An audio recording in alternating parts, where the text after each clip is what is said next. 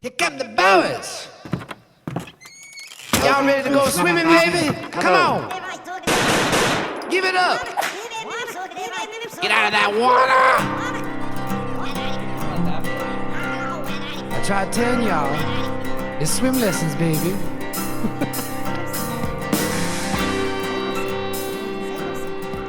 Hey, it's Viking Week here on Swim Lessons, a podcast. My next guest is a dear friend and somebody I'm very proud to know, and that is Dalmin Gibson. Dalmin is now going into his second year as a special teams assistant for the Minnesota football Vikings, and they're starting to make some noise on special teams as well as the team. They're now 3-0. Throughout this conversation, Dalmin and I talked about the type of atmosphere that Kevin O'Connell has created, the type of rhythm the Minnesota Vikings have created for themselves, and a lot of emotional stories. There's an emotional story that happened this past offseason. If you follow the NFL, you know it very well, but I'm going to let Dalmin tell that story. But I really enjoyed talking with Dalmin. It's always fun for me. He's a very busy guy, so to get a chance to just sit down with him without a cell phone, without any distractions, and get a chance to speak with him in the Vikings facility was very big to me, and I greatly appreciate it. But before we get to Dalmin, hey, Swim Lessons, a podcast. It's on Spotify, Apple, and YouTube. Make sure you subscribe to all of them and like all the videos we have. Even share a comment, dislike, like, whatever you say. Be like, hey, this is pretty good. Hey, you could use some work, which it's all good. But it would help a bunch, so make sure you do that. And also want to thank every one of our sponsors. And we got to start off with, I believe, is one of the best places to watch the National Football League on Sundays. It's in Northwest North Dakota, specifically Williston, and that is River's Edge Bar and Grill. They are known for offering the best happy hour in town, and they provide unbeatable deals in a lively atmosphere. What more do you want? Guests can also enjoy a variety of entertaining activities, including bingo, trivia, and the very popular Name That Tune. Come on down to River's Edge for great drinks, great food, and great fun. Next up is BSN Sports. Since 1972, BSN Sports has helped area sports teams look their best as they strive for their goals and dreams. They provide apparel, uniforms, and equipment for teams in nearly every sport. Local service with a national reach, that is BSN Sports. Contact your local BSN Sports representative for more information. BSN Sports is a proud sponsor of Swim Lessons, the podcast. And do you prefer a good burger on a Sunday watching your favorite team whoop some ass? Well, I do. And one of those people that can give you some burgers is Glasso Angus. Glasso Angus, a proud sponsor of Swim Lessons. They are your premier source for registered Black Angus cattle since 1973. Glasso Angus cattle showcase dominance, durability, and docility, and they are built to thrive on the northern plains. Check them out. That's Glasso Angus, Glasoe, Angus.com. And I've been working with these guys for a long time. They're opening up new doors for me as a sports broadcaster. I really appreciate them, and that is Game Day Media. More than a game. Your leader in live video sports coverage in Northwest North Dakota. At Game Day Media, our goal is to expose, support, and promote the best athletes that North Dakota has to offer. Subscribe to our channel at Game Day Media ND on YouTube, or find us on Facebook at Game Day Media for schedules, quick links to games, stats, everything you need for that local favorite student athlete that you may have. Make sure you enable alerts, and make sure you watch for upcoming events that we host. Again, Game Day Media does this professional job. They're very good. I really appreciate Randy and David Peterson for everything they've done for me and Swim Lessons. And our last sponsor, the great and powerful PSP Network. It's game day. Get up. Come on, let's go. Promoting local student athletes for a very long time. They are right now in the heart of volleyball and football season. So make sure you check out their schedule events on their website, psp.network, or on their YouTube page at PSP Network. Nick Holberg's got a plethora of great announcers, and this week alone, they're doing volleyball games on Tuesday and Thursday. And I believe this Friday, they've got 3 football games, all AA action. But nonetheless, make sure you follow PSP Network. Greatly appreciate them. And I also greatly appreciate the Minnesota Vikings for allowing me to come into their home at the training facility there at the Taj Mahal of the NFL to conduct these podcasts. Is a lot of fun. It's a great place. And I just really appreciate them. And I very much appreciate Dalmin Gibson, who we will now talk to, the great and powerful Gibby, a.k.a. Speedy Baby. What's up, bro? Good to see you. Dow, we back, baby. We're back, Speedy. Dude, we were just talking about Luke Powers and our Pow days. Daddy. Pow Daddy. Yep. Did you enjoy the pod? Loved it. Yeah. I had a lot of memories coming back. The BAR. Oh, man. The whole deal. Just the community in New England Yeah. too. You know what I mean? But yeah, those kids, everything. Did you ever think when, maybe I asked this because we've done a few together, but when we're driving down your single cab, old school Chevy, that you'd be New England to Minneapolis now? No, I never thought about that in a million years. I'll be honest, I didn't either, but here we are, baby. Started from the bottom. No, no kidding. Well, let's talk Vikings football. This year has gone exceptionally well. Let's start in the offseason, because last year didn't go the way you guys wanted, but now you find yourself in a great spot. How was the offseason, and what, as a coaching staff, were you guys talking about?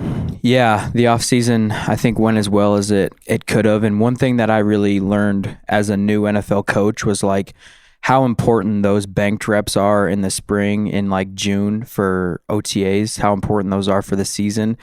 But I think overall as a staff, we had some areas of need that we had to address through the draft and through free agency, and I think we got that accomplished. And so I think we did a great job just trying to identify who we wanted to be as a team and targeting the personnel and the players that we needed to do what we wanted to do as a team. So I think our staff and our personnel department did a great job getting all those things ready, and then we went into summer break, and that was great. So the draft. Let's talk a little bit about the draft. A lot of areas got covered, including the quarterback area. Mm-hmm. What's JJ like when you first get in the building? JJ is McCarthy. That is. Yeah, Sorry, McCarthy.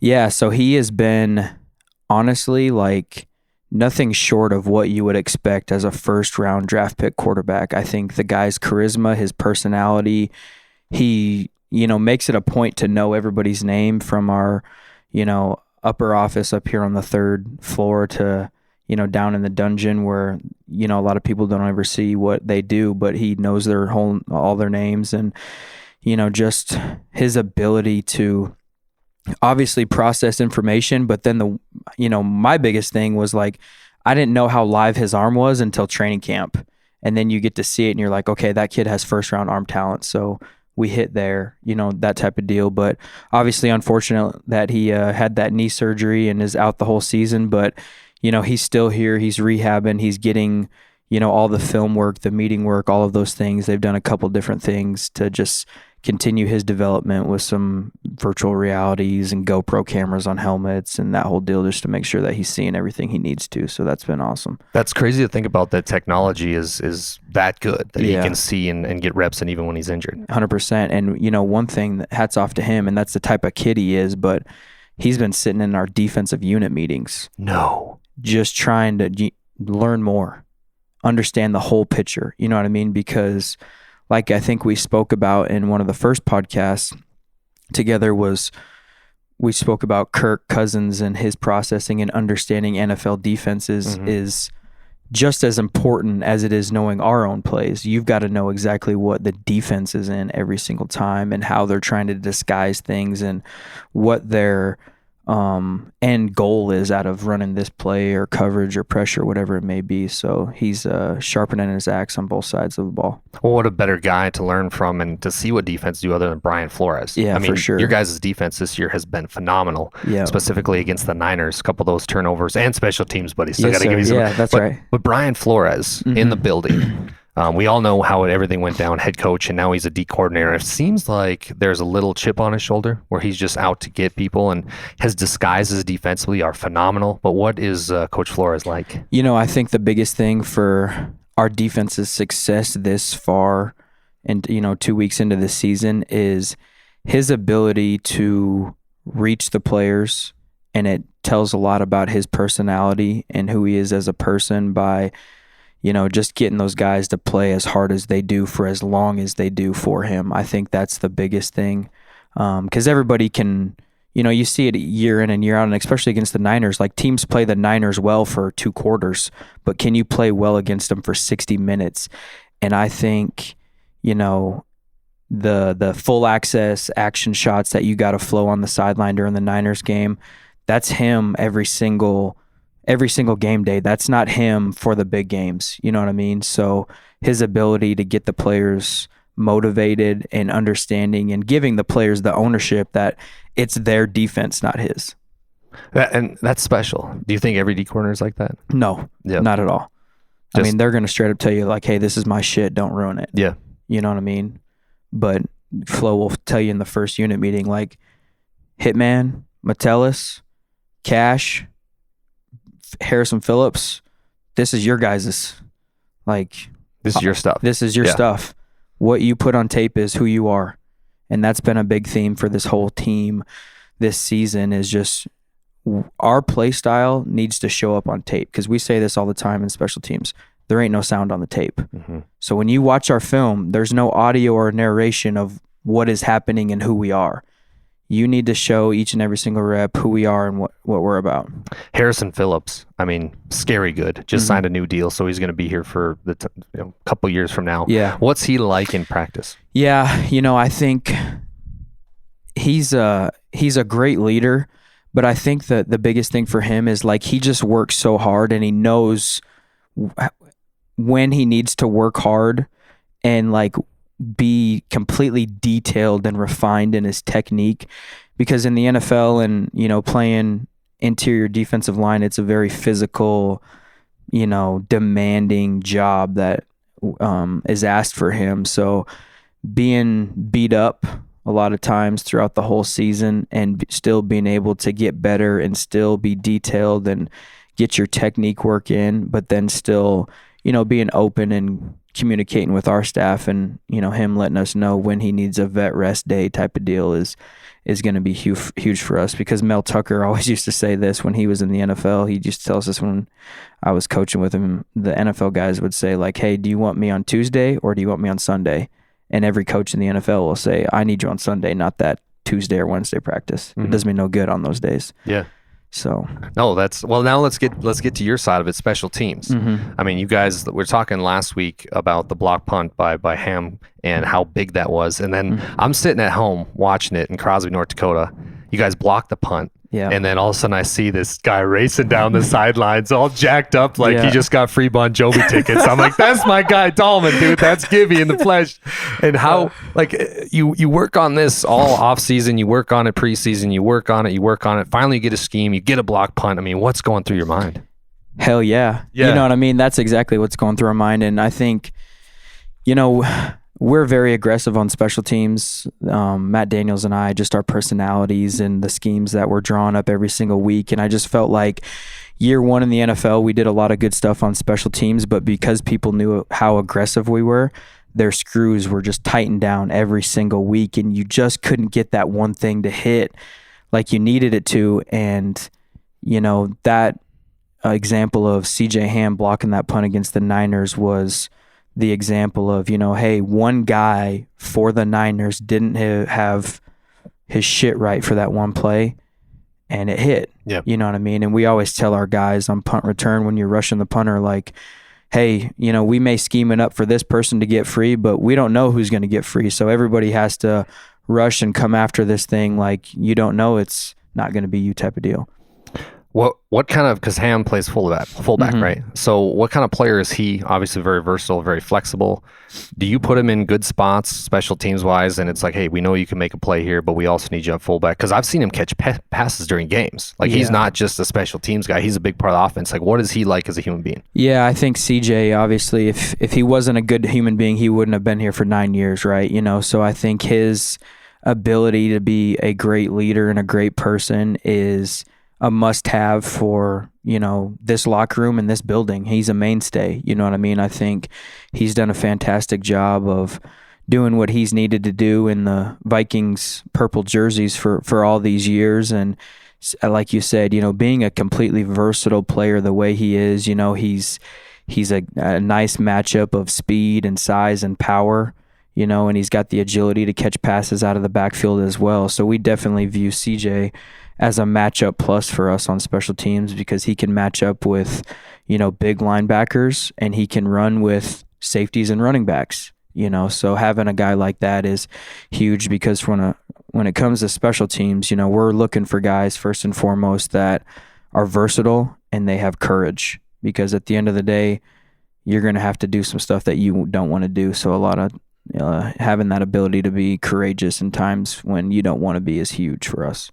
No, that's spot on. There's one guy in this building, I think, that you talk about, Paul Allen talks about, Ben Ellison just talked about, and that's Coach O'Connell and how he's created this culture. And what's something you think Coach O'Connell has done differently this year to have this great start and to have this building? It's you walk in here, Dalmin, and you can just feel it's electric. I mean, right now you guys are 2-0 and playing well. What has he done that you think is different? I think KO's ability to be observant and know what the players are thinking even before they come to him and say it has been huge for him as a coach, just to be able to anticipate and get ahead of things.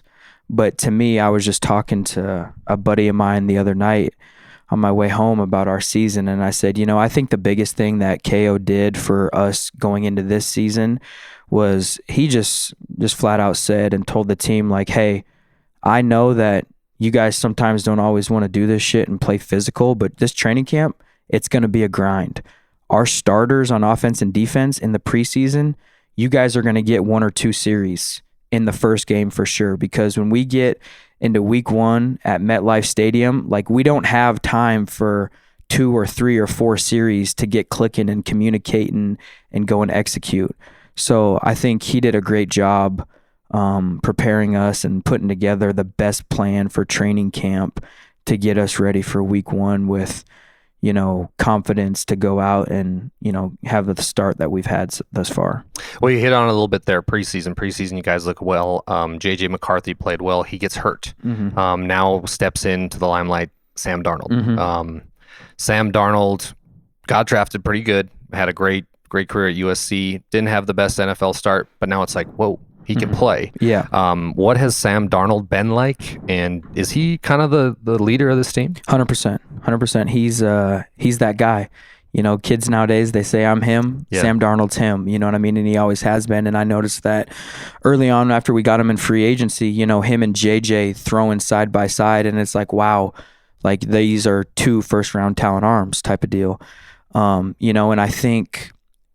I personally think that we have a cheat code with our quarterback coach, Josh McCown, coaching Sam Darnold. McCown's here? Yeah. I didn't know that. Yeah. So dude, he's the GOAT. He's the GOAT, right? Yeah, he's like the quarterback that has played for essentially every team. Yeah. Well, when the Jets drafted Sam Darnold, the guy who was Sam's backup quarterback to show Sam how to be a pro quarterback in this league was Josh McCown. No way. Yep. So now we've got basically the guy who Sam learned from is now coaching him every day, and they had a previous relationship as Josh was his quarterback coach as well at the Carolina Panthers. So, to me, just those two's relationship and being able to, execute the things that we're asking him to do and preparing the way that we need him to prepare and take care of the ball the way we need him to take care of the ball has been huge for us in our success.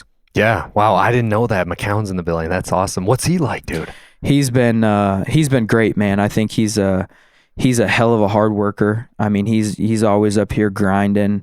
I mean, in his downtime, you just see him getting a quick workout here, and it's right back to his office, getting the film in, and you can really appreciate, especially the quarterback's coach, busting his ass sun up to sundown, preparing himself to prepare the quarterback, because in the NFL, if you don't have a quarterback, you don't have anything.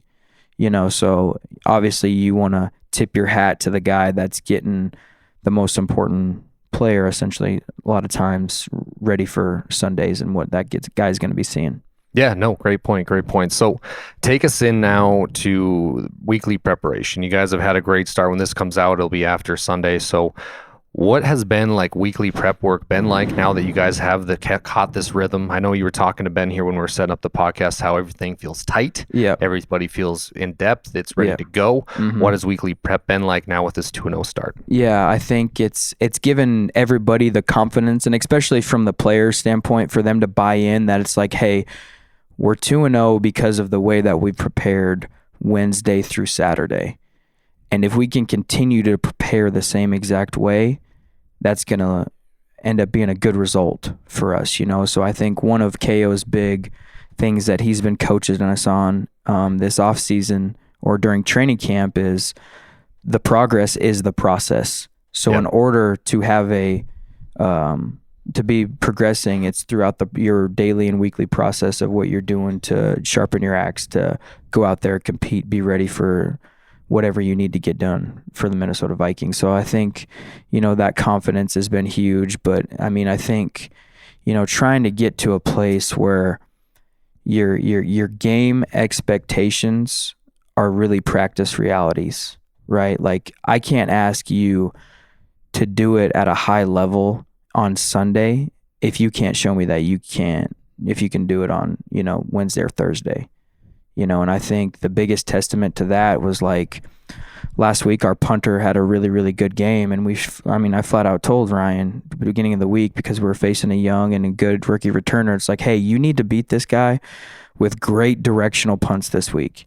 And I need to see that on Wednesday and Thursday, and he went out there and did that on Wednesday and Thursday, and he did it on Sunday. You know what I mean? So even at this level, you're asking and demanding things out of players that, high school coaches and college coaches do around the country.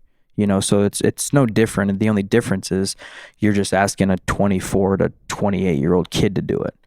And I say kid because they're still kids, because they go home and play video games all night, and they come back and talk about, we was on the game last night, you know what I mean? Like, all that stuff. Call of Duty, 2K. The whole deal.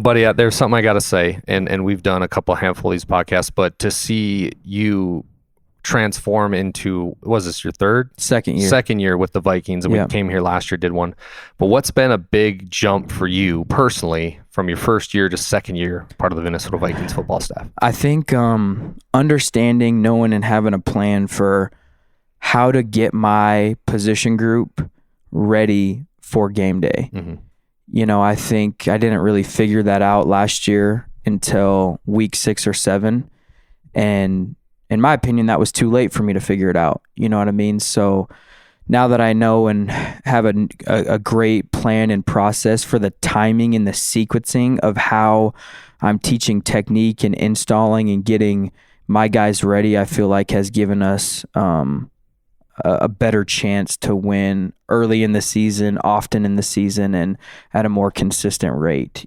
So I think that's the biggest thing that I've learned. And then and I think another thing is just learning how to be efficient with my time.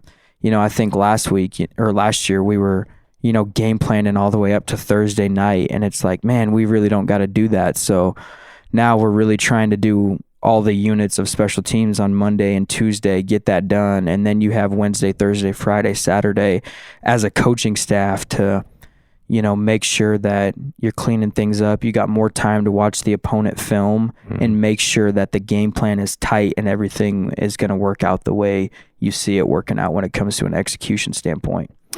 A fun fact about Dickinson State is there's been a number of us that played together that are now coaching. Stephen Cook, Austin Brown is right down the road. What do you say to a guy like Stephen Cook, who's a special teams guy now at Texas State? What do you say to him to help him out? And what does he have questions for you about? I think the biggest thing that I've told Steve, especially from a special team standpoint, is like, you are the one that needs to make sure that the shit is done right. You know what I mean? Because I think a lot of times when you're in a support staff role at the college level and at the high college level like Steve-O's at, is, I've been there before. Like, you think to yourself, like, it's on the coordinator. Nah, man, like, as soon as you can flip that switch and say that, like, the blood is on my hands as well, and you've got skin in the game, then that just really helps you in the way that you work and how you can best accommodate and be the best assistant special teams coach that you can be, type of deal. So that's kind of my advice to those guys, is just make it feel like this is yours and take ownership of it as well. Was there, now to reverse the roles, was there somebody that you had coming up that you could contact, be like, hey, what should I do different? How should I get my foot in the door?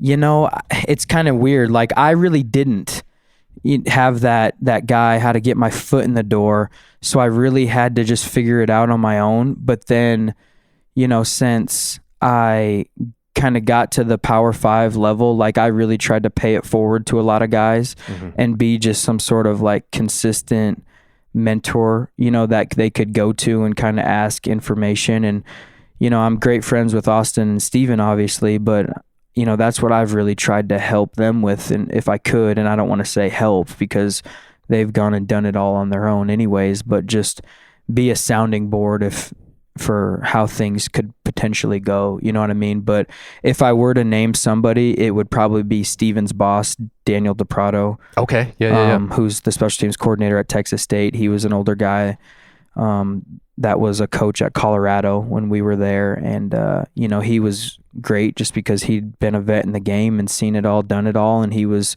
willing to pay it forward as well. So anytime you get those people in your life that are willing to give you information and pay it forward, you got to take it and run with it. You were at Colorado for a while. What do you think of Coach Prime and Shador and everything going on with the Buffaloes? Because, with the Buffs, they had a good start, and now, they beat NDSU and ran into a great team in Nebraska, bounced back last week against Colorado State. What do you personally think, though, about Coach Prime? Yeah, I think, knowing the business side of things, I'm happy that Coach Prime is at Colorado because that place is a hidden gem. Mm-hmm. And to be able to get, people in the stands at a more consistent level and have just like money coming into that program is huge. And it's like, to me, in my opinion, like knowing the athletic director, Rick George at Colorado, it doesn't matter anymore, in my opinion, if Colorado even wins. Yeah. Because the clicks and the brand and everything that they're getting it's already made them more money than they could ever imagine. So, I know they want to win games, but the AD is probably a hero for hiring him just because of the revenue that they've been able to bring in. Oh yeah, 1,000%. Which is something that place needed. But I do think it's tough to build a program too. You know what I mean? I know they weren't probably as good as they were expected to be or wanted to be last year, but things take time. Yeah, they do. And that's, speaking of take time, you said last year in our interview here at the facility that the coaching staff was making you prep to one day become either like a special teams coordinator or defense coordinator. Mm-hmm. How has that progressed? And what's going on there? Are they still like making you do certain things to make sure like, hey, we want you to get a role as a special teams coach somewhere else down the road? Yeah, 100%. And I think KO and Matt Daniels have done a great job and just given me those opportunities to do that. So, first and foremost, I think it starts here in the building with them letting me, run the special teams meetings. Obviously Matt's the coordinator, but, there's days of the week where I install the scheme and are running the whole entire meeting and it's on me. And then I think the biggest thing that helped me, I think from a development standpoint to get ready to be a coordinator in this league was, I think it was the Philly preseason game. They let me call it. Really? So I was calling the special teams that whole day, and nice. Yeah. So that was a good experience for two reasons. Obviously to do it and kind of get back into that play calling mindset. But I think the biggest thing that I learned was how I could be better for my boss in those situations and the things that I wasn't doing for him on game days.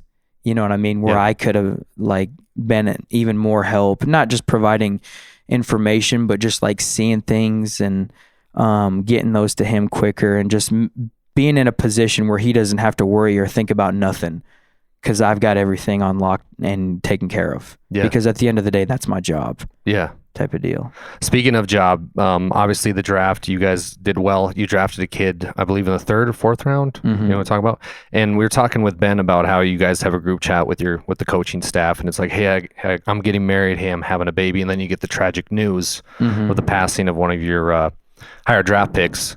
Yep. Emotional spot, but take me through kind of what kind of person was he? What kind of, just to tell me about him. Yeah. So I'll always be willing to speak about Kyrie. And he went to Oregon, correct? Yep. So Kyrie Jackson, originally from Maryland, he kind of bounced all over the place, went to Bama, finished out at Oregon, but we targeted him on our draft board and we got to bring him in for one of our top 30 prospect visits during the off season. And you sat down and, me and Matt Daniels, the special teams coordinator, had a meeting with this guy, and his charisma, his smile, and just his energy just like jumped at you. And everything that he said and had been through in his life and those types of things, you just could really tip your hat to the kid. And I thought that when you turn on the tape and you had met the kid in person, you could really see who he was. I don't know if I had ever come across a more passionate football player in my whole entire coaching career. And, you know, he had a knock on him coming out that, you know, he was this, he was that, but it was misunderstood for passion because it was so intense and it was such at a high level. And he had, you know, eyes that would just completely go right through your soul when he put that helmet on, type of deal. And, you know, we had some other corners that we had on the visit, and Kyrie was the last one. And Kyrie walked out of there, and I sat down with the coordinator and I ranked them all, and I put Kyrie at the top. I said, this guy has something that our cornerback room does not have, and we freaking need this. And we get into our draft meetings, and I said the same exact thing. And, you know, we kind of had our draft board and knew when our picks were and kind of projected when he was going to be around. And, you know, all week of the draft, you know, I knew we had like pick 100 or 104 or something like that. And I'm like, we got to take Kyrie here. We got to take Kyrie here. And, you know, we're like, man, we don't know if he'll be there, that type of deal. Well, it gets to be like day 2 of the draft or whatever, and we're coming up to pick 100. And our coordinator, he's in the draft room, I'm in my office, and I text Matt, and I'm like, yo, pick 100's coming up. Like, you need to stand on the table and get Kyrie's name in the hopper, essentially, of names that we could potentially draft. And he texts me back, and he's like, it's already in there. And I was like, let's go. You know what I mean? And we end up calling his name, and we get him out here. And, you know, being a special teams coach for these rookies, a lot of times the fastest way for the rookies onto the field is with special teams. Mm-hmm. So from the time of the draft until we left in June, Kyrie was in my office every single day. And he's meeting with me just as much as he's meeting with the corners coach, learning everything. Because really, I mean, he was going to be a starting gunner, starting everything on special teams for us. And he was going to be in my group, and it was for me to get him prepared and ready to go. And, you know, I think it was the Wednesday before Kyrie passed, I texted him, and I was like, yo, I hope you're doing well. I love you, but just know, like, I need you to continue to work on all the drills that I gave you and sent you. You know, and he texts me back, and he's like, yo, coach, like, I'm going to do this. I'm going to be a dog at this shit. You can trust me. I got you. Yeah. You know what I mean? And that was just him. And then, it was a Saturday morning. I'll never forget it. It was a Saturday morning. I'm just leaving Lifetime, brought my daughter to swimming lessons, and I get a text, and I look at it, and it's from the staff, from Kevin O'Connell in our staff group chat, and it obviously had said Kyrie had passed away. And I literally just dropped down and just sat down right there. And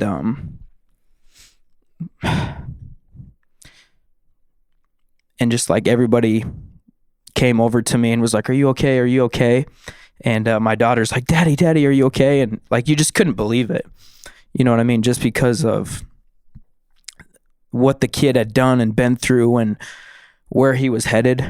You know what I mean? And I think that's something that they don't ever really prepare you for. And KO will tell you that too. Like, you know, they don't ever prepare you for being able to lose a player as a coach, type of deal.